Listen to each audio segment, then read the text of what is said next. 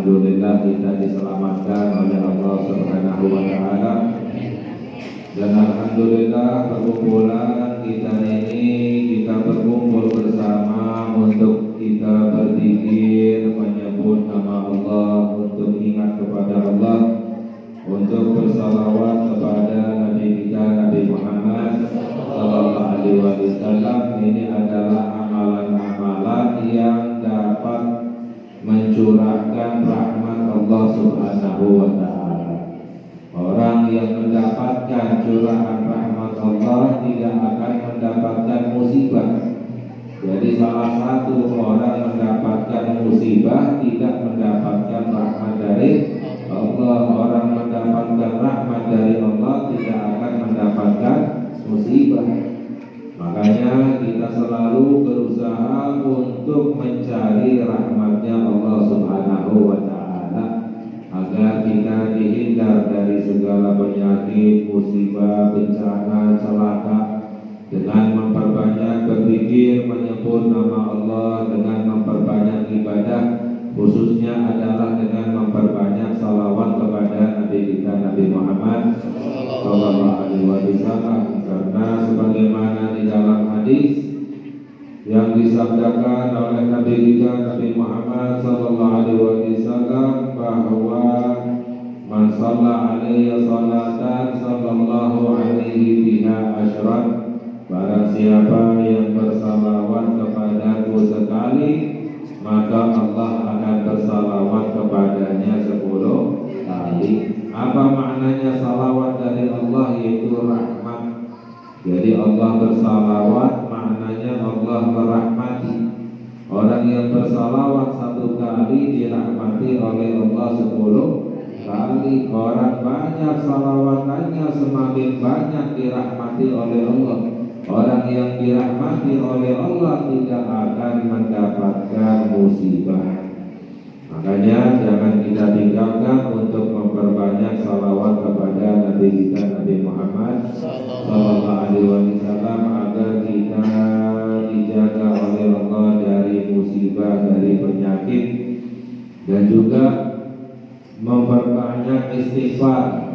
Dalam sehari jangan sampai kita ini tidak beristighfar, meminta ampun kepada Allah. Apalagi sekarang karena dampak daripada wabah penyakit corona, pekerjaan jadi susah, cari uang jadi susah, semuanya menjadi serba susah, sekolah pun menjadi susah. Ya, padahal semuanya sudah diberi jalan keluarnya oleh Nabi kita Nabi Muhammad sallallahu alaihi wasallam. Bagaimana? Yaitu diantaranya adalah beristighfar. Dalam hadis sabda Nabi kita Nabi Muhammad sallallahu alaihi wasallam, man lazimal istighfara ja'alallahu lahu min kulli hammin faraja wa min kulli dhiqin makhraja wa razaqahu min haitsu la yahtasib.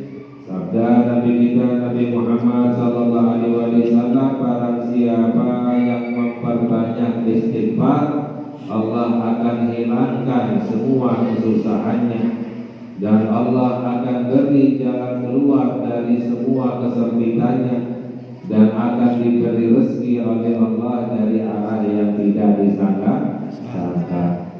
Jadi istighfar dalam sehari minimalnya adalah 70 kali atau 100 kali.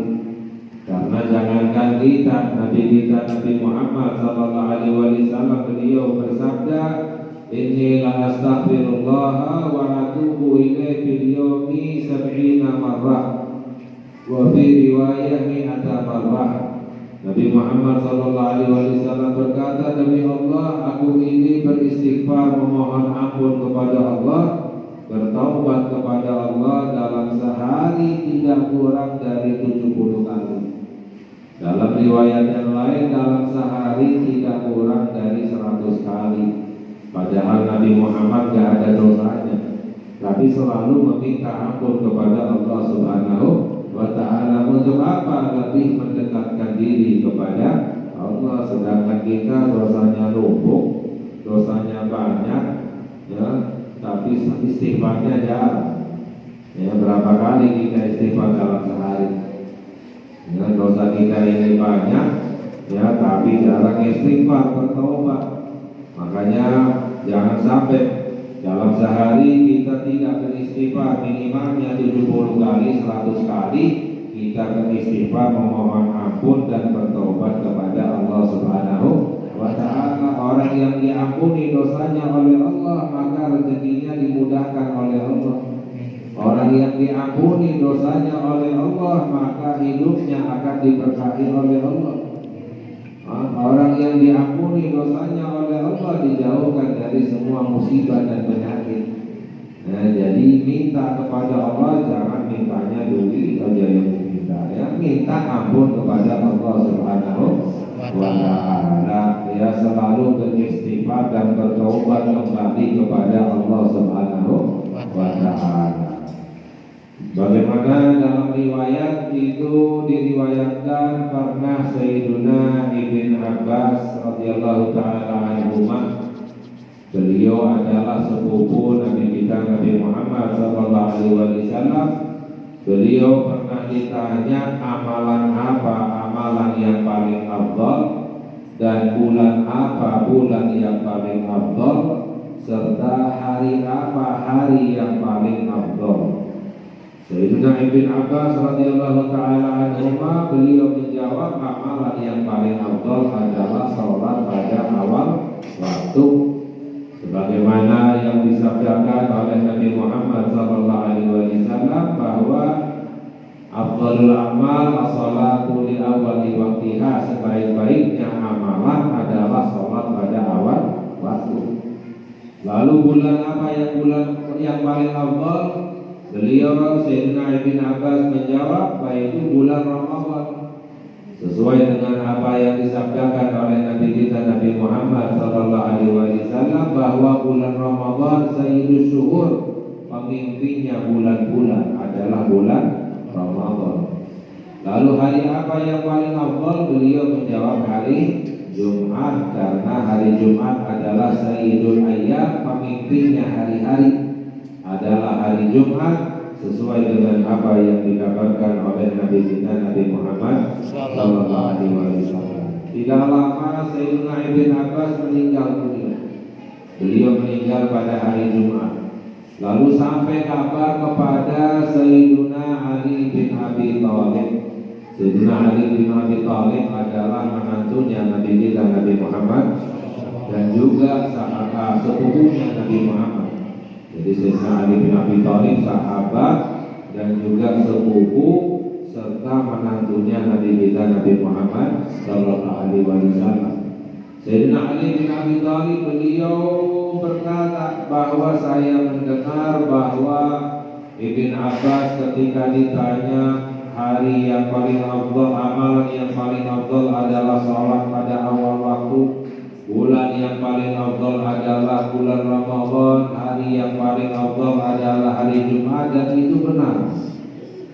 Seandainya semua ulama ditanya dengan pertanyaan yang sama, maka jawabannya sama. Tapi aku lain, kata Sayyidina Ali bin Abi Thalib. Jawabanku lain. Ya, tidak sama seperti jawaban Sayyidina Ibn Abbas radhiyallahu ta'ala anhuma. Yang pertama adalah amalan yang paling afdal. Semua ulama, Sayyidina Ibn Abbas menjawab sholat pada awal waktu, tapi aku lain. Amalan yang paling afdal itu apa? Yaitu amalan yang diterima oleh Allah Subhanahu wa ta'ala. Amalan yang paling afdal adalah amalan yang diterima oleh Allah. Orang sholatnya seperti apa, khusyuknya seperti apa, banyaknya, hajinya sebanyak apapun, sampai dipanggil haji karena banyaknya hajinya, ya. Orang sedekahnya sebanyak apapun, puasanya sebanyak apapun, tapi kalau sombong, nggak ikhlas, ria, sum'ah, ya percuma, nggak ada manfaatnya semuanya itu, karena apa? Tidak diterima oleh Allah Subhanahu wa ta'ala. Tapi amalan walaupun sedikit tapi diterima oleh Allah, itu yang bermanfaat. Karena apa? Diterima oleh Allah Subhanahu wa ta'ala. Jadi berusaha ketika ketika kita beramal, usaha kita adalah bagaimana sekiranya amalan kita diterima oleh Allah. Karena dalam hadis sabda Nabi kita Nabi Muhammad SAW, la yakillul amalul makbul. Nabi Muhammad SAW bersabda, tidak dianggap sedikit amalan yang diterima oleh Allah. Walaupun sedikit amalannya, tapi diterima oleh Allah, itu tidak dianggap sedikit. Karena apa? Amalan yang diterima oleh Allah itu balasannya sangat besar dari Allah Subhanahu wa Ta'ala. Ya, jadi amalan apa yang diterima oleh Allah? Yaitu amalan yang ikhlas. Jadi ketika beramal, istilahnya jangan asal banyak amalan, tapi diperhatikan bagaimana sekiranya amalan kita ini diterima oleh Allah. Ketika beramal, niat kita ini luruskan, niat kita ini ikhlas, niat kita ini semata-mata hanya untuk mendapatkan balasan dari Allah Subhanahu wa Ta'ala. Ini adalah amalan yang paling afdal, yaitu amalan yang diterima oleh Allah. Lalu yang kedua, bulan apa yang bulan yang paling afdal? Sayyidina Ibn Abbas menjawab, yaitu bulan Ramadan. Tapi jawabanku, kata Sayyidina Ali bin Abi Thalib, lain. Bulan yang paling afdal itu apa?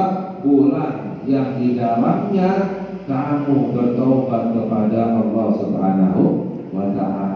Bulan yang di dalamnya kamu kembali kepada Allah Subhanahu wa Ta'ala, itu adalah bulan yang afdal. Karena apa? Bulan Ramadan adalah bulan mulia, bulan penuh berkah, bukan untuk semua orang, khusus untuk orang yang taat kepada Allah, khusus untuk orang yang ibadah kepada Allah. Tapi kalau orang di bulan Ramadan nggak ibadah, apalagi berbuat maksiat, berbuat dosa, yang nggak mendapatkan keberkahan bulan Ramadan, tidak mendapatkan kemuliaan bulan Ramadan. Jadi bukan untuk semua orang. Bulan yang paling afdal itu adalah bulan Ramadan. Tapi untuk semua orang, bulan yang paling afdal ketika orang itu kembali kepada Allah, bertobat kepada Allah, itu orang mendapatkan keberkahan dari Allah Subhanahu wa Ta'ala. Lalu hari apa hari yang paling afdal? Sayyidina Ibn Abbas menjawab, yaitu hari Jumat. Tapi jawaban Sayyidina Ali bin Abi Thalib lain. Beliau menjawab bahwa hari yang paling afdal adalah ketika kita bertemu dengan Allah Subhanahu wa Ta'ala dalam keadaan beriman.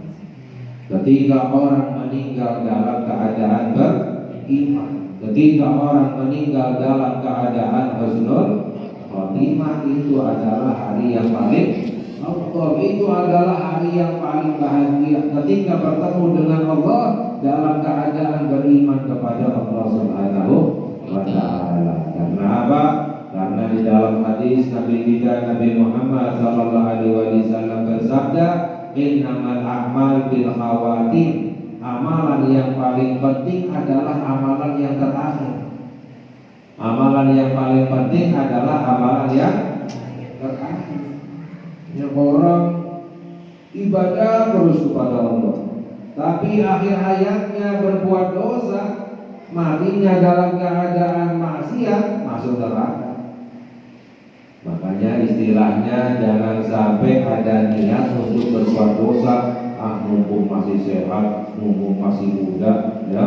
Karena apa? Malaikat Israfil tidak milih-milih mencabut nyawa, mana yang sudah tua, mana yang sakit, enggak.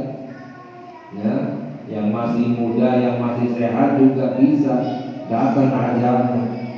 Jadi naudzubillah, ketika berbuat dosa meninggal dunia, itu meninggalnya suul khotimah, neraka selama-lamanya. Naudzubillah min dzalik. Ya, jadi orang yang istilahnya mendapatkan kemuliaan, kebahagiaan yang paling besar dari Allah adalah ketika meninggal dalam keadaan beriman. Allah Subhanahu wa Ta'ala berfirman, ya ayyuhalladzina amanu taqullaha wa la tamutunna illa wa antum muslimun. Wahai orang-orang yang beriman, bertakwalah kepada Allah dan jangan kamu meninggal kecuali dalam keadaan Islam. Ya, innamal a'mal bil khawatim. Namun bukan berarti ya udah ada orang beralasan nanti kalau mau meninggal aja ibadahnya. Ya kita nggak tahu kapan kita meninggal. Ya, makanya selalu mumpung dalam keadaan muda, dalam keadaan sehat, banyak ibadahnya kepada Allah. Karena apa? Karena dalam hadis juga disabdakan oleh Nabi Muhammad SAW bahwa almar'u yamut ala ma'asya alaihi, orang akan meninggal sesuai dengan kebiasaan hidupnya. Jadi kebiasaan hidupnya dikira, insya Allah meninggalnya dalam keadaan dikira husnul khotimah. Orang kebiasaan hidupnya sholawatan, insya Allah meninggalnya dalam keadaan sholawatan husnul khotimah. Orang kebiasaan hidupnya suka nonton TV, insya Allah meninggalnya nonton TV.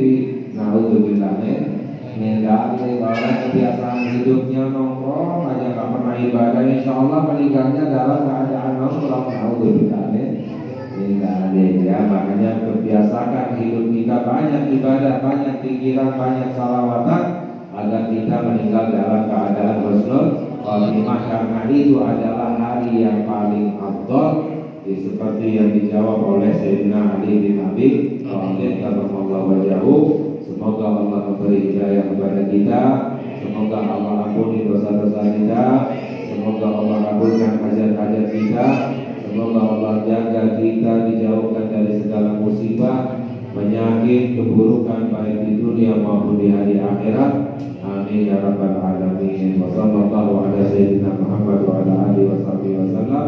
Walhamdulillahi rabbil alamin. Insyaallah pada akhirnya kita lanjutkan pada pertemuan yang berikutnya. Wallahu a'lam bishawab. Ya Rabbana tarafna bi annana tarafna wa annana ashrafna la ashrafna wa tub alaina tauba taghfir kull hawba wastur lana awrati wa amin rawati waghfir li walidina rabbi wa mauludina wal ahli wal ikhwani wasahir khilai wa kulli liman abba awdiratin awsuka wal muslimina ajma'a amin ya rabbi asma fadlan wajudan manna la biktisabin minna bil mustafa rasulina bi kulli suli bil mustafa rasulina bi kulli suli bil mustafa rasulina bi kulli suli صلى وسلم ربي عليه أدى الهدي وآله وصحبه عدد صحبه والحمد لله في البر والتناهي.